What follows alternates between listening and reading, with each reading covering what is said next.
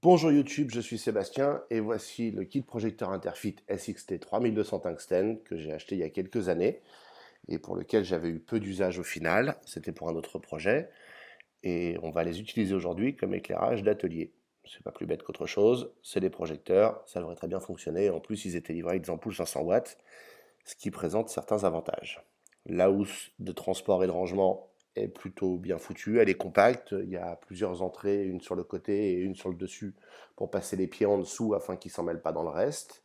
C'était livré avec des parapluies pour refléter la lumière. Je ne vais pas les utiliser dans l'atelier parce qu'ils ne survivraient pas, à mon avis, avec la finesse du matériau.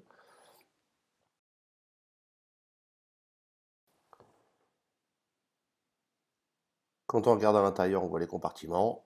Donc là, on a les ampoules, avec d'autres accessoires, et vous allez voir la poche latérale dont je vous parlais, qui permet de sortir les pieds, ce qui est toujours la première étape au final, puisque c'est ce qui permet d'assembler le reste du projecteur.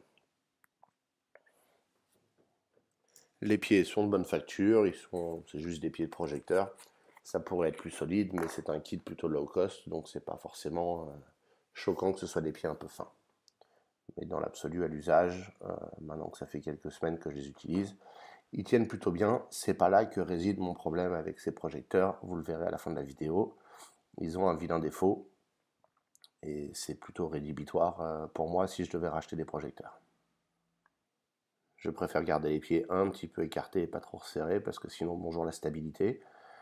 Et en défaisant chaque petit verrou, on peut lever relativement haut, ce qui compense largement la hauteur perdue sur l'ouverture des pieds. On a des jolis sacs en papier bulle pour tenir la tête du projecteur.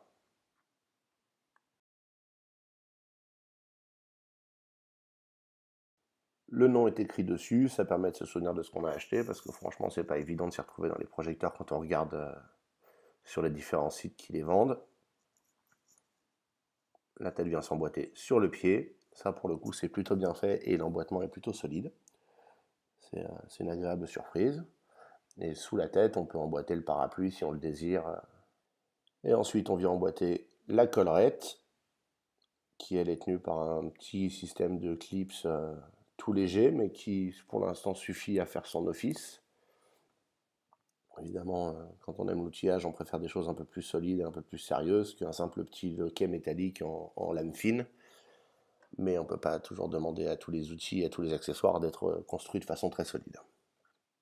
Là, vous me voyez chercher le câble d'alimentation que j'ai pas laissé ici. Et l'ampoule qu'on va mettre dedans, celle-là est dans le sac. J'ai ensuite chercher le câble d'alimentation. C'est les ampoules 500 watts qui étaient livrées avec. Elles sont naturellement fragiles et ont tendance à claquer facilement. Et surtout, elles sont trop puissantes pour le projecteur. Ça aussi, vous le verrez à la fin de la vidéo. Après être allé chercher le câble d'alimentation, le voici. Il se branche derrière. Il y a un gros interrupteur qui va avec. C'est le même câble que pour alimenter la plupart des ordinateurs et autres joyeusetés, donc c'est facile à remplacer si jamais on les perd ou les abîme. Ça, c'est une bonne nouvelle.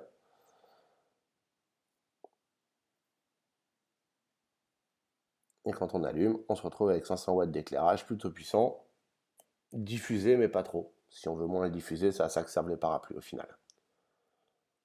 On peut incliner la tête et la verrouiller en place. Comme vous voyez, ça aveugle la caméra, je ne peux pas vraiment la blâmer. Ça m'aveugle aussi si je le regarde.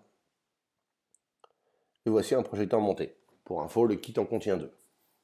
Maintenant, je vais les utiliser pour éclairer l'atelier et faire les vidéos. Et voici le problème et pourquoi je suis très mécontent de ces projecteurs au final, c'est que en éclairant par 25 à 30 degrés extérieur l'atelier, je me retrouve avec la tête qui se décolle du plus gros des boîtiers qui la tient fixée et elle finit par tomber. Ça m'est arrivé, la tête est tombée, elle n'était plus retenue que par les fils qui tenaient les connecteurs de l'ampoule. Le problème vient du fait que la tête est tenue par quelques vis taraudeuses qui sont fixées dans du plastique tout fin, tout léger, qui avec la chaleur de l'ampoule finissent par fondre, se détendre. Là, ils sont froids et c'est leur position la plus fermée pour l'instant, puisque je ne peux plus la serrer complètement maintenant que les supports en plastique sont entièrement détendus et fondus et la tenue est vraiment plus terrible. Je suis d'accord pour que l'ampoule de 500 watts soit trop puissante, mais auquel cas, il ne fallait pas la livrer avec, il fallait livrer 200 watts et ça suffisait largement. Sur d'autres projecteurs, j'ai dû remplacer l'ampoule, j'ai mis une LED 10 watts, je crois, ce qui fait que ça ne fond pas et que ça évite qu'ils se détruisent tout seuls. Je ne comprends pas comment Interfit, qui est une société qui fait plein de matériel photo, fournit des projecteurs qui de toute façon vont s'autodétruire avec l'ampoule qui est livrée avec le kit. Ça n'a pas de sens, personne ne va jamais être satisfait du produit et tout le monde va s'en rendre compte à un moment ou à un autre que le projecteur tient plus en une seule pièce, quoi. Voilà, donc je les recommande forcément pas. Je recommande plutôt d'essayer autre chose ou de mettre directement des ampoules plus légères qui en plus coûtent moins cher.